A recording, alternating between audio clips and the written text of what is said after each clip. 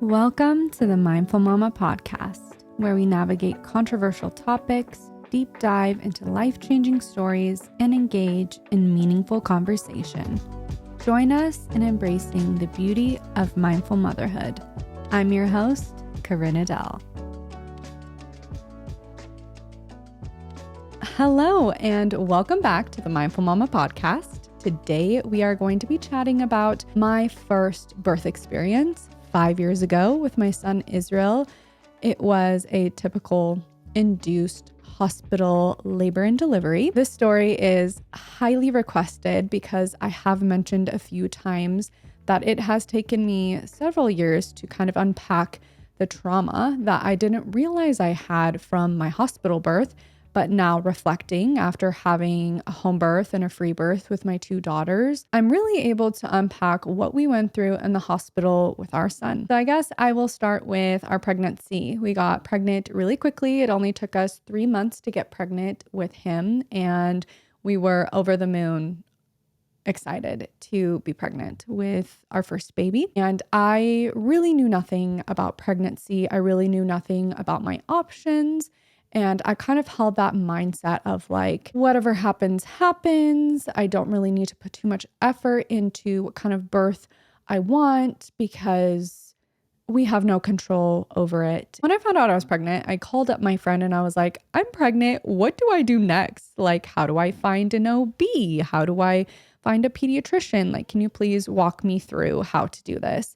And she had a son a couple of years before me, and she went the OB route as well. So she gave me the name of her OB. She's like, hey, call this person. They're the best. I really enjoyed my experience with them. Get an appointment with them, and that's how you start. So I tried getting an appointment with her OB, but it didn't work because she was no longer taking any clients. So I just decided to go with the next best practice. I got an appointment. I requested a very specific doctor based off of Facebook's reviews on this specific doctor. I saw him one time and that was it. The rest of the pregnancy, I was bouncing between different OBs because their thought process was, well, we don't know who's going to be on call when you give birth, so it's best that you kind of get to know all of us. It was just a very impersonal experience. I never knew who I was going to see. I would go to an appointment thinking I was going to see the doctor I had requested, and I saw someone completely different. They didn't know my name. They didn't know the name of my baby. They didn't know what gender I was having.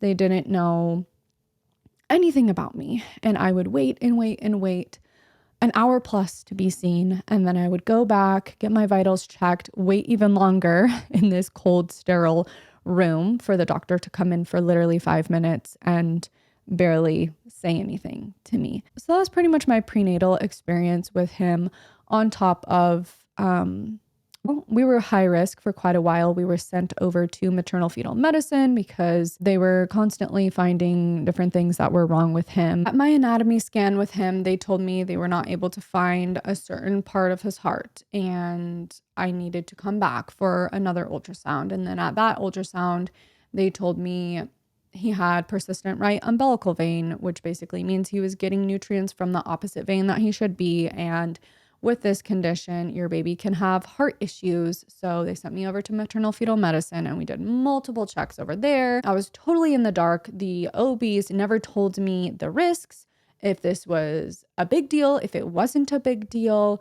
They just said, this is what he has, and we're sending you over to the high risk team. That was it. So I am left to just Google and trying to figure out, oh my gosh, is my baby okay? Is he not? What the heck is happening? And after multiple appointments at maternal fetal medicine, we're released and they told us your baby's perfectly healthy. There's nothing wrong with him. And that was such a huge relief.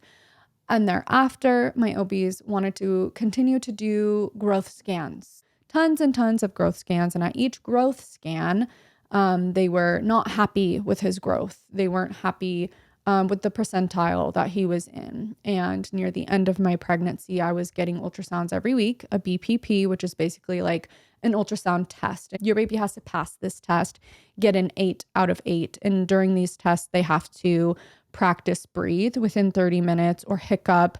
They have to do a certain amount of movements. Like there's all different things that they have to pass in order for your baby to be good to go, right? And then I was doing weekly NSTs as well, which is where you go sit in a room with your belly all filled with the monitors and they just like check on your baby. Finally, one day I was, I believe, 39 weeks pregnant. I go in for my routine BPP, and that day he did not pass. He didn't pass his BPP because he did not practice breathe within the 30 minutes that they allot him to practice breathe, which in my mind is ridiculous. Our babies are not robots. They're not practice breathing every 30 minutes on the dot. He could have practiced breathe right before they probed me. He could have practiced breathe right after they probed me. Or maybe he didn't practice breathe within that 30 minutes, and that doesn't mean he's not healthy.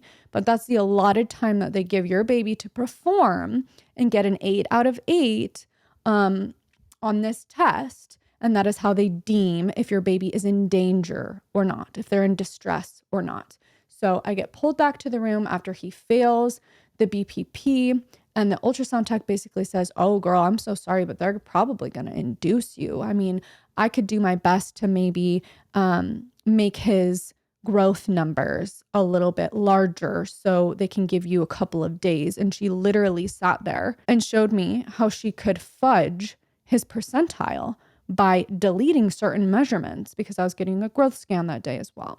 So she's like, "I'll delete this arm measurement and I'll delete this leg measurement. And look, it bumps him up to this percentile. Maybe they'll give you a couple of days before they induce you and it won't be a right now thing." So the doctor comes in and is like, "Yeah, so we're not really happy with his growth. He's really little. So we want to induce you, but we're going to wait until Monday to induce you."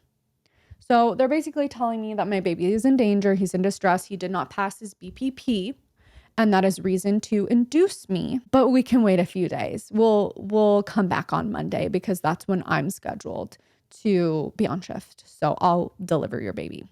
So me and Aiden, not knowing anything, being scared because we're being told that our baby is really tiny. He's in the 1 to 5 percentile, depending. He's got to get out. We have to be induced. So we didn't even know it was an option. We didn't even know we had the option to say no. They verbalize it to you as like, your baby's in danger. We need to get him out. But let's wait till I'm on schedule. Let's wait until I'm on call on Monday. Let's do the induction. We have the weekend to prepare. And the whole time, like my intuition is telling me like, your baby's healthy. Your baby's fine. You're feeling him kick. He's not in distress. You don't feel in distress. I'm doing everything I possibly can to like induce myself naturally. I'm running the stairs up and down like a mad woman. I'm curb walking. I'm literally doing everything I can. Spicy food, eating pineapples, tons of red raspberry leaf tea. I go to my chiropractor and I tell her I'm being induced, and she like is hitting all these pressure points, and I just try everything I can to force this baby out, who's clearly not ready to come out yet. And Monday at 7 p.m. comes along, and we go to the hospital. And we get there and we sign in, and they take us to a room, and we get all settled in. They start me on an IV, and I'm not good with needles. I have gotten much better. Like, the more pregnancies I've had, the more blood draws I've had, I've gotten so much better with like basically dissociating and ignoring the fact that there's a needle going into my vein at that moment. But back then, I mean, this was my first pregnancy. I barely have ever had needles stuck in my veins. And I told the nurse, I said, I am really bad. I'm really bad with blood draws. I'm really bad with needles. So please just like, don't say anything to me. I am going to be as distracted as I possibly can be and just get the job done. So she decides she's going to put the needle like right on my hand, kind of close to my wrist is where she decides she wants to place it. She said that's the most comfortable place. And I'm like, okay. So I have Aiden on one side of me, keeping me distracted, holding my hand. And I have the nurse on my left side placing my IV. And I'm doing totally good. Aiden is keeping me distracted, and it's taking a while, but I'm ignoring the fact that it's taking a while. And all of a sudden, She pulls a needle out and she looks at me and she says, "Oh my gosh, you have such roly-poly veins," which is code for I suck at doing my job and I don't know how to put needles in very well. And it is in that moment that she had pulled me out of my distraction that I had gotten myself in. I was doing so good. Immediately, I start to pass out because I told this woman, "Do not tell me, please, just do your job. I'm going to pass out." I start to pass out just like I told her I would. And it turns into a full-blown emergency. I didn't know this, but when you pass out, your body goes into protection mode over you instead of your baby. So your baby essentially is getting cut off of oxygen. I don't know if it's like completely, but like to a certain extent, your baby is no longer receiving what they should be receiving. So Israel's heart rate plummets to the 40s. There's like 15 people flooding in our room, doctors, nurses, there's monitors going off, and I am just going down. My eyes are like black. And all I hear is these nurses saying, "This baby's not happy. This baby's not happy. This baby's not happy. We need to do something. We need to do something." They're flipping me side to side. They're putting oxygen on me. They had completely pushed Aiden aside.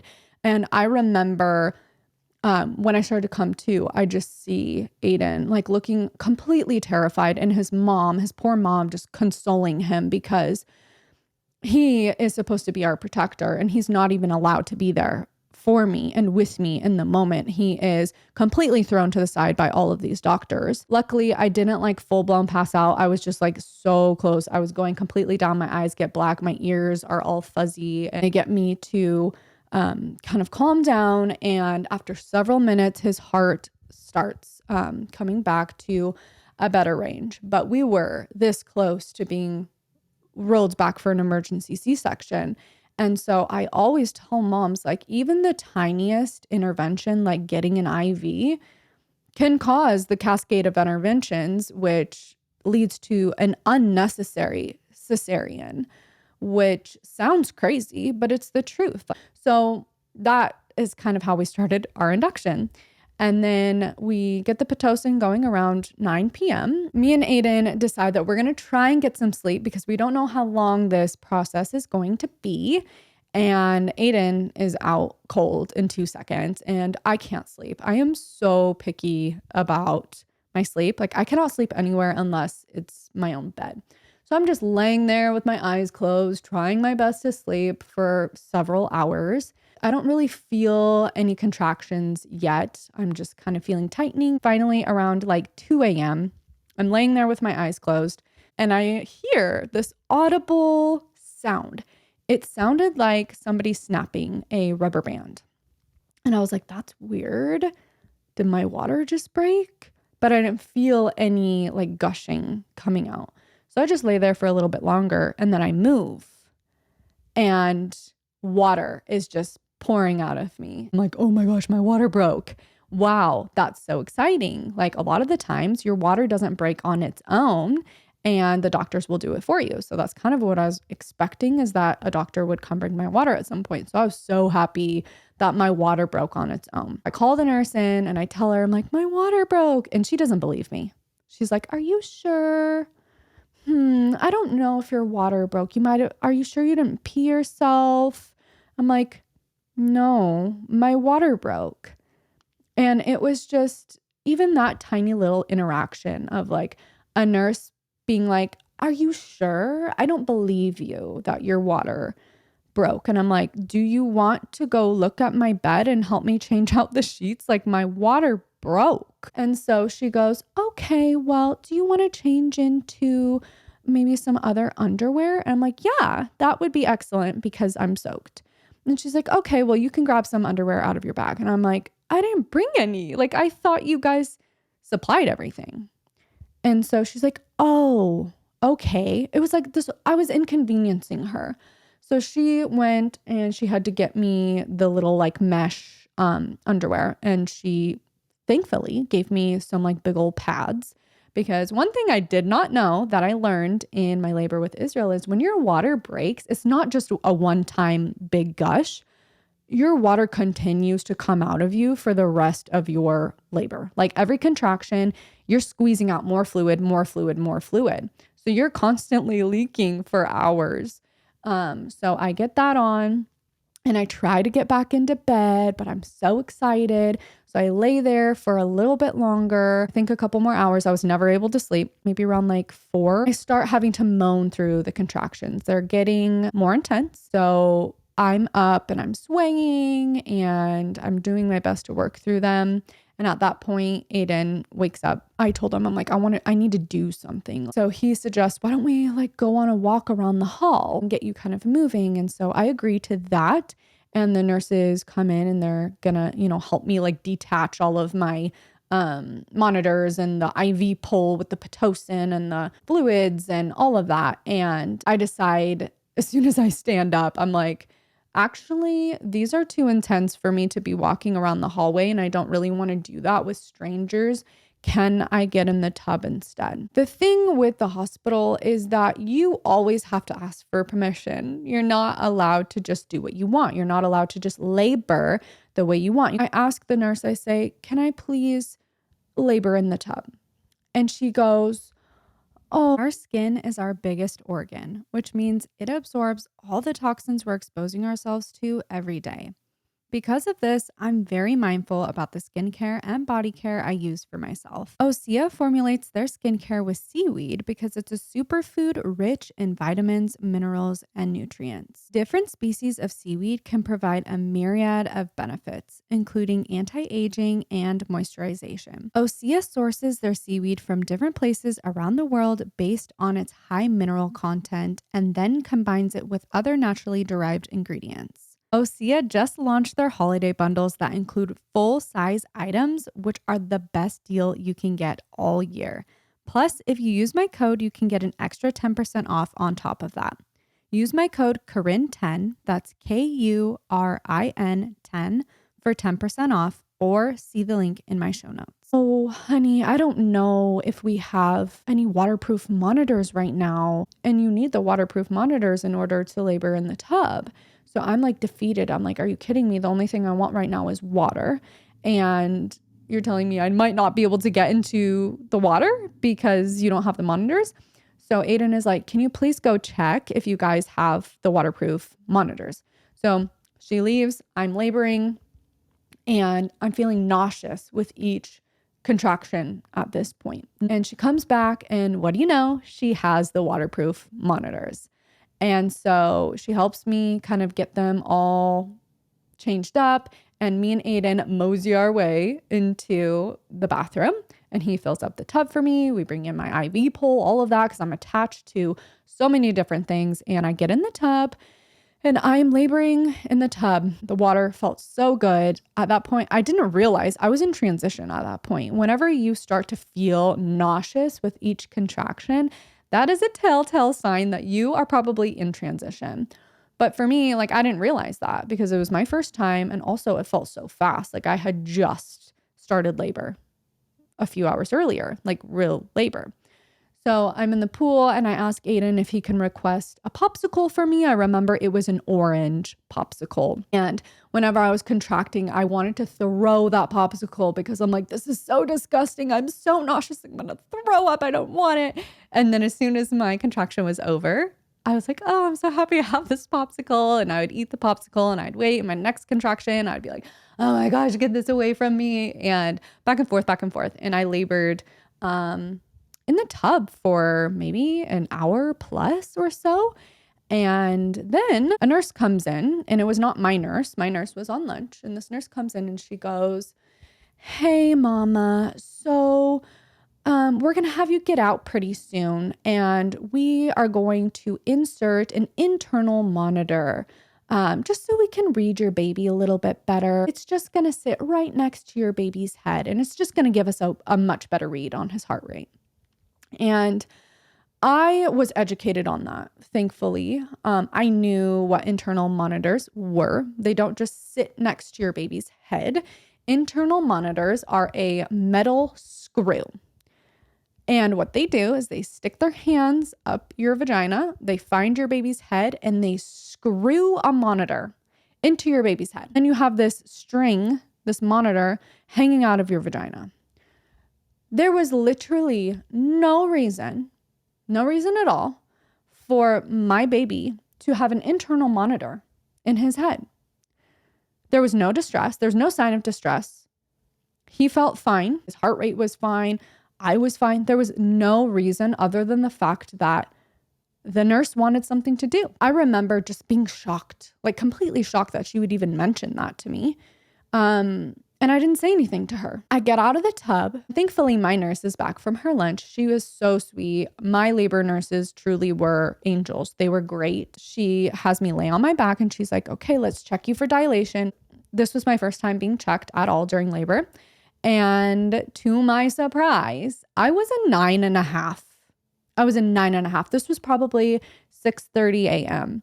And I got the biggest lump in my throat and I had tears in my eyes. And I was like, oh my God, I was so proud of myself. I was like, holy crap, I'm already a 9.5. Like, this is insane. This is insane. And then so she helps me sit up on the side of the bed and I'm working through contractions. And at this point, they're really intense. They're really intense, especially for a first-time mom who has never experienced labor before. And I'm like tensing up my shoulders and I'm having a hard time like really breathing through them. I'm super uncomfortable at this point. And she gets down on her knees and she's looking at me like eye to eye. And she's like, you still have time for an epidural. If you want, I can call in the anesthesiologist and you can have an epidural. We can get that pain taken from you. You can rest and then you can start pushing. So this is your last chance. If you want an epidural, this is your last chance. And then she goes on to tell me a story about how when she gave birth, she got the epidural too. And it's okay to give in to the epidural. And this is my last chance to get it. And she was very sweet. And I know that she was just trying to like, be kind to me in that moment and like, let me know like, it's okay. But that's not what I needed. I needed encouragement to know like, Mama, you are right there. Your baby is going to be here so soon. Like within the next hour, you are going to have your baby. You can do this. That's what I needed. But instead I was offered pain relief. And I like to compare offering a laboring woman an epidural with somebody repeatedly punching you in the face, right? They're punching you in the face. And they're sitting here saying, I'll stop when you want me to. I'll stop when you want me to. Just say when, just say when. Of course you're going to tell them to stop.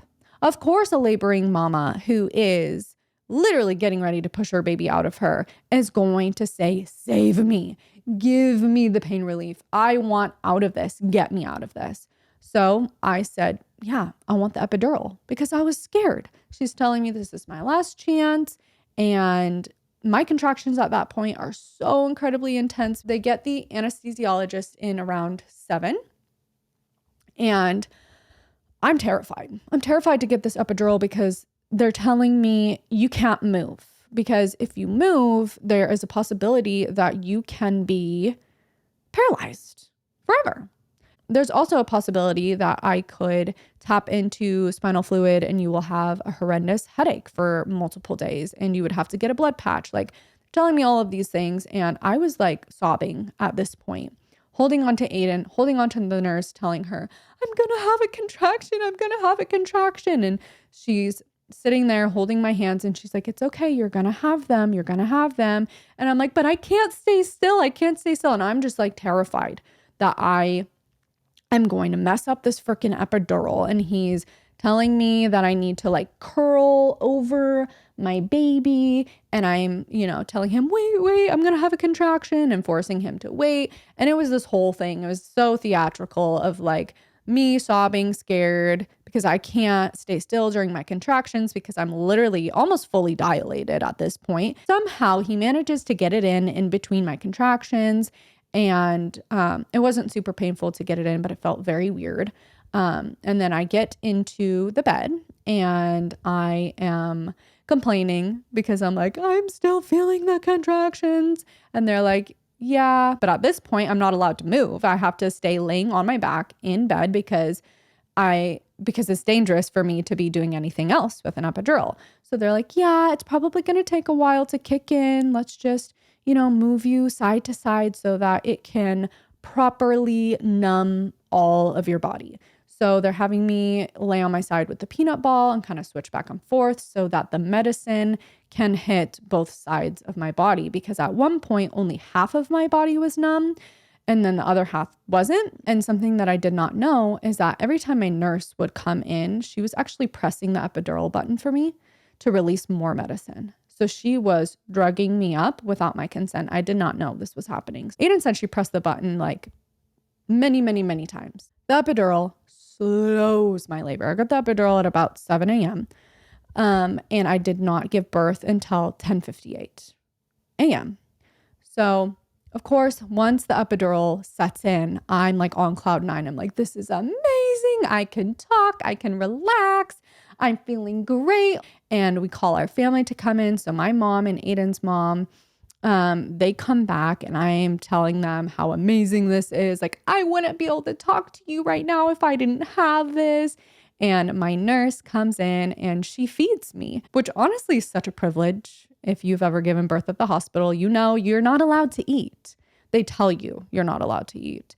And this woman is making me chicken broth and bringing me popsicles and giving me Jell-O. And she is like giving me everything I can possibly have before I start the pushing process, which I felt so lucky. I felt so lucky to be able to nourish my body before pushing. And isn't that sad to say that, like, I felt lucky that I was able to have some chicken broth and Jell-O before I push. So once I got the epidural, they cathed me and I was not able to feel it. And the amount of urine that was released from my body was insane. I mean, this woman was like, I don't know how you had this much urine inside of you. Like, this is insane. This is like a racehorse. So I got cathed, and then a couple hours go by and I'm just doing the peanut ball. We're chatting. We're all excited that I'm about to give birth. And my nurse comes in and she checks me and she's like, oh, I think you're ready to push. Your baby is like right here. And she spreads my labia and is like, look, everybody, you can see some hair right here. And she starts making a mohawk with Israel's hair. And she's like, oh, look at this cute little mohawk. Look at his hair. And everyone's like, oh my gosh, he has so much hair. And I'm sitting there like exposed while this woman is literally playing with my child's hair after she just spread my labia to show everybody that his head was right there. Like, if we really sit here and think about this, like, this is something that you could easily surpass and be like, oh my gosh, that was cute. No big deal. Why do we think that's appropriate? So at that point, she then caths me again. She's like, let's cath you again before we get you to start pushing. And we'll get the doctors in here. We're going to do a couple practice pushes and then we'll call them in. So I do a practice push. What on earth even is a practice push? You're pushing or you're not. It's either you're pushing and you're not ready or you're pushing and you're ready. Like, I don't know. So we do my practice pushes and apparently I'm ready. So they call the doctors in, and that is when I am informed by my OB that he will not be delivering me that day. Although he scheduled me to deliver that day because he's my OB and I wanted him to deliver. And at that point, I did actually prefer male OBs. I have a very different opinion on men in birth now, but at that point, I enjoyed having a male OB. And he brings in this woman from California and he says, this doctor is new to our practice and we want her to get as many births as she can under her belt so that she can get going here in Spokane. So we're going to have her deliver instead and I'll just stand in the room. So recording my birth was really important to me. And I wanted nothing more than to have footage of my son being born. So I ask if we're able to record the birth and they say, no, that's against our policy. You're not allowed to record, but you can take pictures once he's out. And I want you to ask yourself, why do most hospitals have this policy in place that you're not allowed to record the birth? It's because they don't want to be held liable for anything that they do wrong. They don't want to be held liable, which is insane to me. Like, if you're good at your job, you have integrity, and you have the mom and the baby in your best interest, why is recording the birth not acceptable to you? It's funny because when I had a consultation with my midwife, probably like 9 or 10 months after I had Israel, I asked her, I say, so I'm allowed to record my birth, right? And she's like, yeah, of course. You could record every single thing that I do, and I would not worry about it. She's like, you know why? Because I'm good at my job and I'm not going to do anything that would make you want to sue me, which was just total relief to hear that after going through the hospital birth experience and not being allowed to record my son's birth. And it's something I grieve to this day. I have barely any photos of him on my chest after birth. No footage of me pushing, no footage of him being born and being brought to my chest, nothing. I think I pushed for about 30 minutes before he was born, but I was so drugged up on the epidural, I could not feel a thing. I had Aiden holding one leg. I think Aiden's mom holding another leg. I had a bunch of nurses around me. I had 2 doctors. I had my sister's best friend FaceTiming my sister because my sister didn't end up coming. She got sick. I had all of these people just surrounding me as I'm on my back. My legs weren't even in stirrups. My knees were to my ears.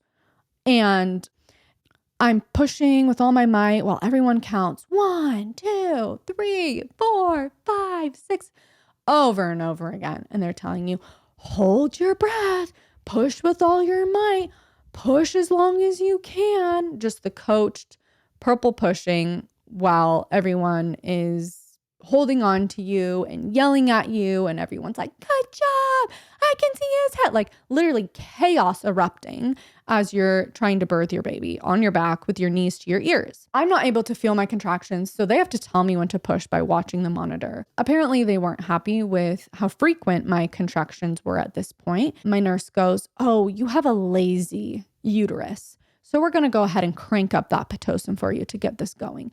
She goes and cranks up my Pitocin because she told me that my uterus was too lazy to do its job. It took me 5 years to finally find non-toxic makeup that's not only nourishing to my skin, but actually performs well.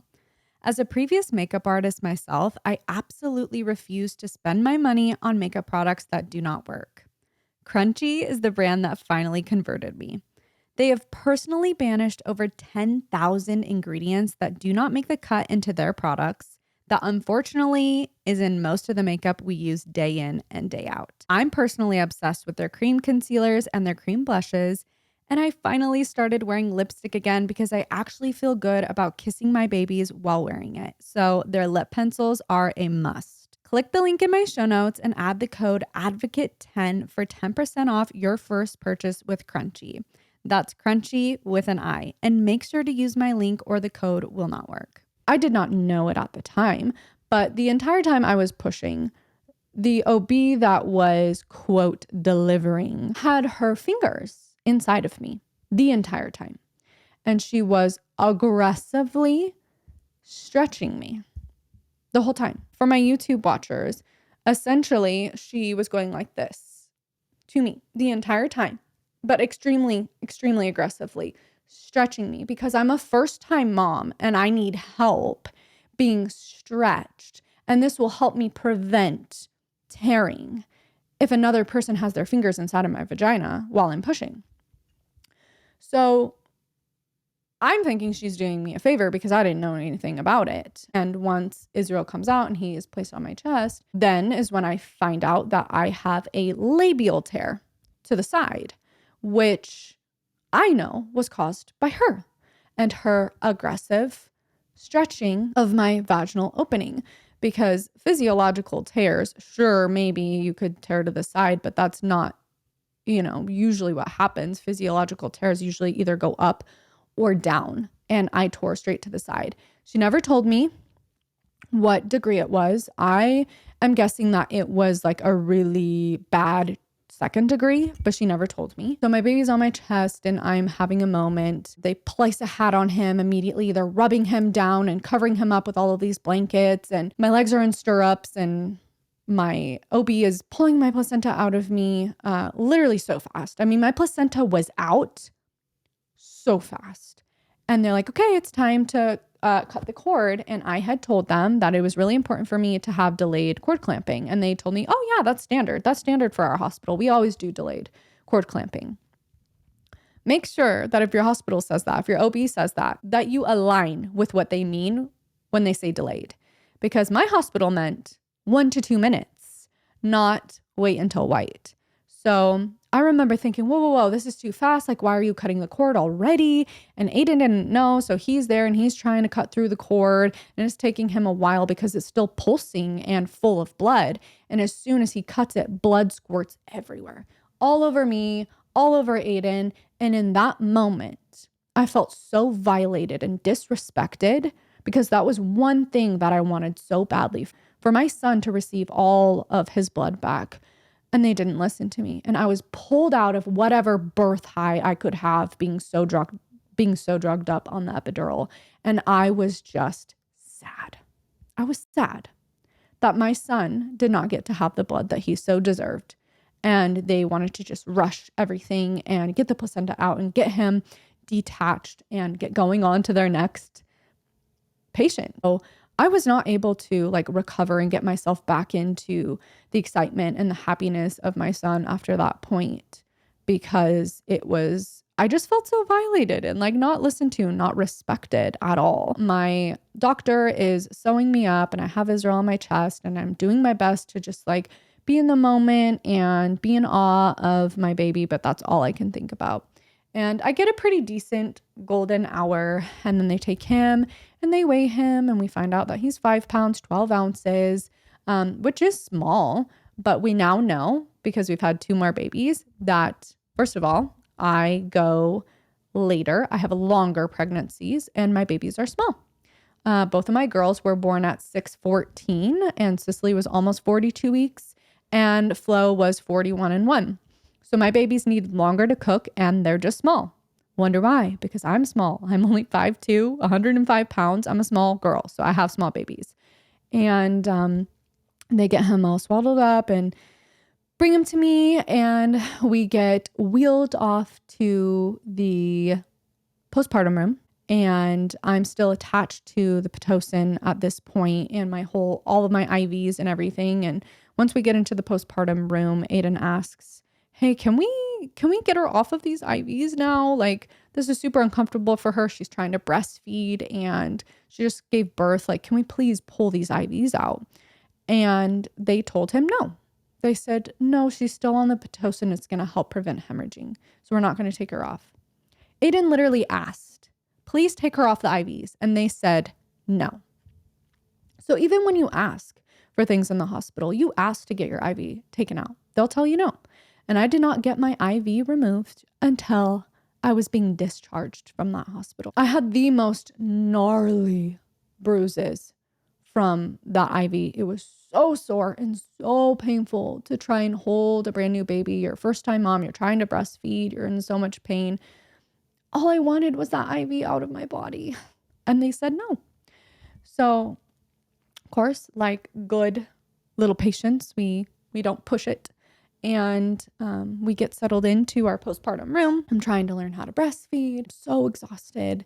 And nurses are coming in constantly, wanting to do all these tests on me, wanting to do all these tests on Israel. They're constantly poking him to check his blood sugar, to see if his blood sugar is good. They're wanting to do hearing tests. They're wanting to bully me about Hep B and vitamin K. And I am not left alone. When you give birth at the hospital, you don't sleep. You don't get the chance to relax in bed and just heal. You don't. Because they're constantly in and out checking on you for everything. And I didn't realize how disturbed you were in the postpartum unit. So I'm constantly being disturbed. Israel's constantly being poked and prodded, and they're wanting to do this test and that test. And finally, I tell them, no more heel pricks. If his blood sugar is good, can we please be done? And they were like, yeah, his blood sugar is good, but we don't recommend, stopping. We want to continue. And every single time he would squeal and cry when they were poking his heel. And he was not a fast bleeder. His blood was clotting really well already, and they literally would have to sit there and like squeeze and grab his heel. His heels were bruised for weeks from how hard they had to force the blood to come out of his body. So I finally put my foot down. I said, I want to be done. And of course, they bring me in a paper saying, you're going against medical advice. And so you need to sign this paper basically saying that you're in the wrong. And if you're in the wrong, then it's not our fault. So I signed that paper. And then they come in and they want to do this hearing test. And I'm like, okay. And I didn't really know what the hearing test was. So they take my baby, they swaddle him up, they put him in a bassinet next to me. They put these like ear things on him, and it is a 45-minute long test. I didn't realize how long these tests were. And he's just sitting there and he's like twitching and like crying and making these noises and like literally looking like he was having a freaking exorcism getting this hearing test done. And finally, at the end of this horrible 45 minutes where I'm watching my baby be so uncomfortable, I'm not allowed to hold him. They're like, oh, it looks like he failed one of his ears. We're going to have to do it again. And I was like, you are kidding me. I haven't held my baby in 45 minutes. He looks like he's literally having an exorcism done. And you want to do it again because you're telling me he failed? No. So I told them, I'm not doing it again. If I'm concerned, I'll take him to the pediatrician. So they're telling me, oh my gosh, he's going to be deaf if you don't do this again, yada, yada, yada. And I'm like, I don't care. I'll deal with it another time. And I take another little paper and I sign that I'm going against medical advice and we're not doing this anymore. And so I get my baby back, and me and Aiden, we try to rest that night. But Israel was constantly choking on and vomiting up amniotic fluid, which I did not know was a thing. Like nobody warned me that sometimes babies will do that. And he did that for like probably a week and a half to 2 weeks where he's vomiting up this amniotic fluid, choking on it. It is like the scariest thing when your baby, your newborn, is choking and like, oh my gosh, I can't even describe to you the panic as a first-time parent. So we call a nurse in and we're like, what is going on? He's like vomiting up this clear stuff. And she's like, oh yeah, he's probably just working out some amniotic fluid from his lungs. Sometimes that happens with fast births. It's fine. Lay him on his back in the bassinet and he'll get it out himself. And I'm sitting here thinking, are you kidding me? No. So me and Aiden decide we're not going to do that. We're not going to lay him on his back to just let him work it out himself. We're going to take turns. We're going to hold him upright on our chest so that when he is vomiting it out, that we can help him get it out and not let him lay on his back by himself and choke on the freaking amniotic fluid. So we're doing 2-hour shifts at this point. We are totally exhausted. I haven't slept since Sunday night. It is now Tuesday night. So I haven't slept in over 48 hours at this point, exhausted. And I'm trying my hardest to stay up with this baby and make sure that he's safe. So we're doing this passing off thing back and forth. And finally in the morning, the doctors come in and we're requesting to leave early. We don't want to stay another night. We want to get out of here. And that's when the bullying of the vitamin K starts. Because what they do is they strategically will bully you right before you leave so that you're feeling rushed. And they catch you at a time where you're obviously vulnerable because you're freshly postpartum. And they tell you, well, you're going to end up with a baby in the NICU with a brain bleed upstairs. So the nurses are trying to convince us to do the vitamin K. And we're saying, no, we're not going to do that. And then we have another nurse come in saying, well, aren't you going to circumcise him? If you're going to circumcise him, he has to have vitamin K. In Washington State, no pediatrician will circumcise him without the vitamin K. Hold on to that piece for our circumcision story because that played a vital piece in keeping Israel whole. And so we continue to be like, nope, we're not going to do it. They bring in a pediatrician to continue to fearmonger us and tell us, your baby's going to have a brain bleed. He's going to end up in the NICU. He's going to die. We have this happen all of the time with parents that are reluctant and refuse to give their child this life-saving vitamin. And somehow, some way, Aiden and I stay so strong in this. I don't know how. It was God. It had to be God. And we continued to say no. And we signed another waiver saying we were going against medical advice once again. And of course, they make us watch the purple crying video and the shaken baby syndrome video and all of these different things to make sure that we are well equipped to go home with our child. We do a car seat test and we're on our way. And we go home, we settle in. And it is then that I quickly realized that Israel is extremely sleepy, because that night we go to bed and he never woke up. He didn't wake up to feed. So I wake up in a panic, freaking out, thinking my baby was going to wake up all throughout the night to eat, and he didn't wake up once. So I pick him up and I'm like, oh my gosh, freaking out. He's totally fine. I put him on the boob and he doesn't want to eat. He's lethargic and so tired. So I'm like literally squeezing milk into his mouth, trying to get him. And what I know now is that the epidural will stay in your baby's system for up to 2 weeks. It makes your baby super, super sleepy, which then affects your breastfeeding journey. So I was stripping him down naked. I was putting cold washcloths over his body to try and like stimulate him enough to make him eat. And I was successful with some feeds, but he was just a very lazy, tired eater, and all he wanted to do was sleep. And I was just bawling my eyes out because I'm trying to figure out how to breastfeed for the first time. It's very painful because I don't know what I'm doing. And my son is so lethargic and he's not eating. And that lasted for about 2 weeks. And I just kept motoring along. I kept hand expressing. We were giving him bottles of colostrum too, to make sure that he was like actually intaking milk at that point. And we were watching his pee diapers and his poo diapers to make sure that he was doing okay. He did have several diapers that had brick dust in it, which means he's dehydrated. We just kept trying our best to get that boy to eat. I didn't realize that. No one told me. Nobody told me, hey, this might impact your breastfeeding journey. Hey, your baby might be super sleepy and lethargic after having the epidural. I didn't know that. And now having 2 girls born at home with no drugs, nothing in their system, it is so incredibly apparent how much more motivated my girls were to eat. They wanted to latch immediately. I mean, I gave birth to Cicely in the pool and she was rooting right away to eat. Same with Flo. She wanted to latch immediately. Israel had barely any interest. We had to force him to eat, and it was really stressful and hard. But breastfeeding was extremely important to me, so I continued, and we breastfed for 13 months, and we did great.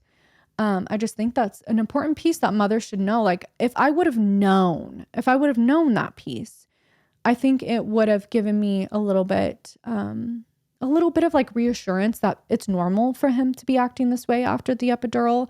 But it was so scary for me. And it made our postpartum really hard. So after I gave birth, I was rotating Tylenol and ibuprofen for weeks.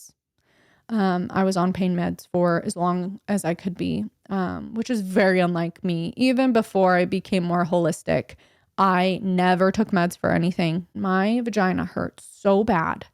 I was so sore. I remember messaging a couple of my friends who had given birth. I'm like, were you in this amount of pain? And they're like, no, I was up doing dishes on day 3, or no, the first couple of days I was sore, but it wasn't that bad. And I was in writhing pain for 6 weeks, and I couldn't have sex for 6 months. It was beyond painful for me. I didn't realize why it was so painful for me until I started to deconstruct my birth, and I realized, holy crap, it was that OB aggressively sticking her fingers inside of my vagina for 30 plus minutes, just aggressively stretching my tissues that did not need to be stretched. And then, of course, with that, she tore me to the side. Having a labial tear that is not physiological is a lot harder to heal from as well.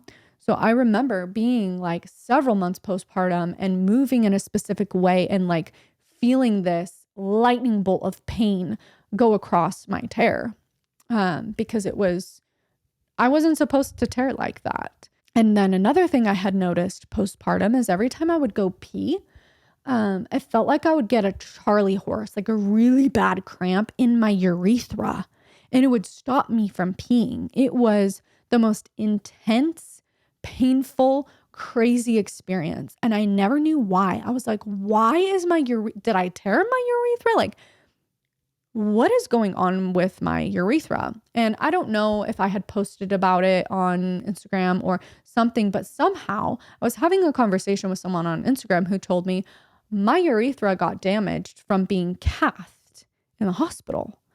And I was like, no way. I was cathed 2 times when I had the epidural, so I couldn't feel it. So they're shoving this thing inside of my urethra with no thought of, my anatomy and trying to be gentle. They just shove it up there and they get the urine out and then they pull it out. I had that done twice. And now I know that they damaged my urethra, and it was like that for about a year. I would have these insane Charlie horse cramps in my urethra every single time I peed. And none of that should have happened. None of that should have happened. I shouldn't have had so much pain. I shouldn't have been in writhing pain for so long and not able to be intimate with my husband for so long. And I know that happens even with physiological birth, but the reason why I am so upset about it is because none of that should have happened to me. Like, I didn't need that aggressive stretching. I didn't need a cath to be shoved up my urethra multiple times. I didn't need to leave my first birth of a tiny baby being so injured. So it has taken me years to unpack Israel's birth. Leaving his birth, I said nothing but positive things about it. I actually made a positive induction story on our YouTube channel. I was ranting and raving about how great our experience was. I think the only thing we really complained about was the postpartum situation, how they're bullying us about our decisions, and we're coming in constantly. But like my birth itself, we really didn't have many critiques. But it wasn't until I was able to really be real with myself, sit with myself, analyze everything. And everything I know about the system now helps me to be able to sit back and reflect on why things unfolded the way they did. I did leave that birth with my body being affected in ways that it shouldn't have been. I do feel like I was violated in many ways.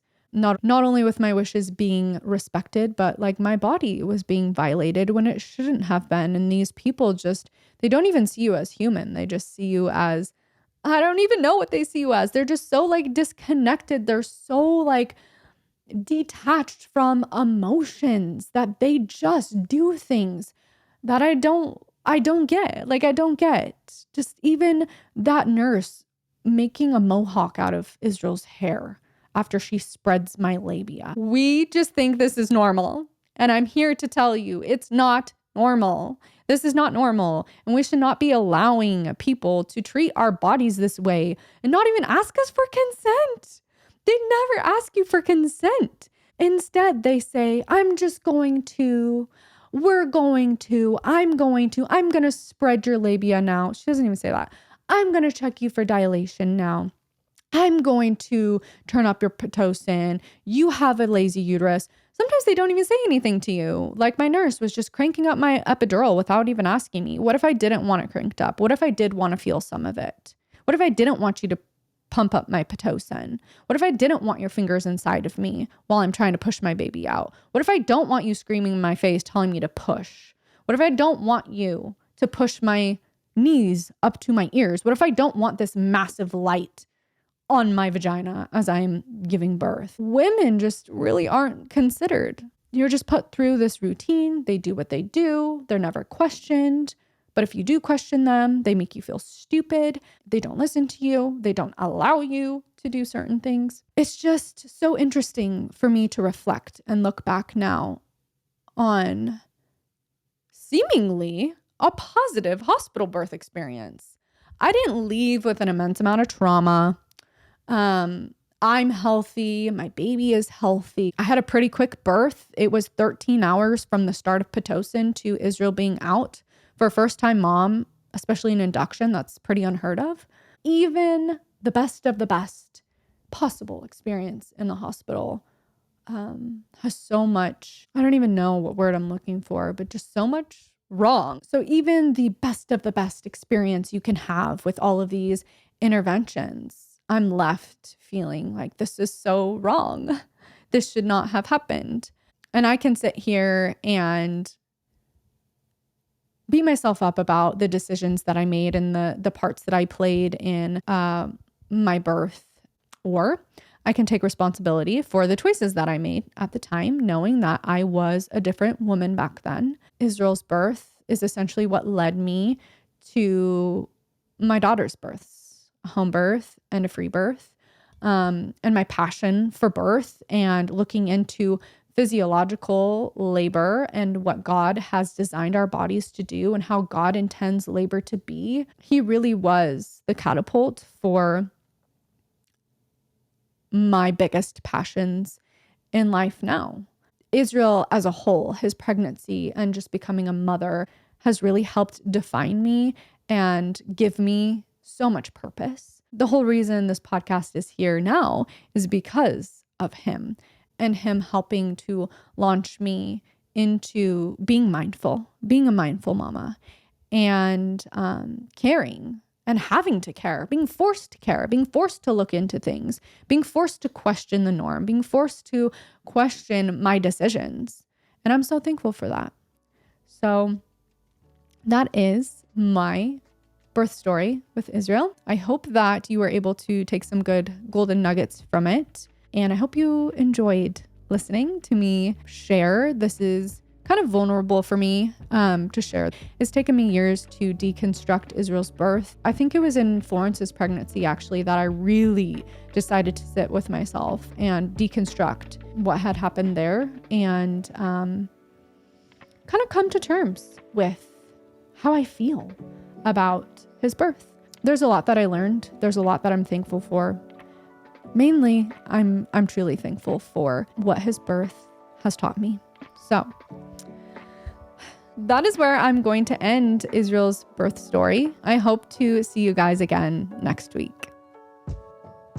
And that concludes today's episode. If you found value in this conversation or resonate with it in any way, I'd love for you to leave me a review on whatever platform you're listening in on and share about it on social media. Your support means the world. For more content like this, you can follow me at Prenatal on all platforms. Thank you for listening, and I'll see you next week.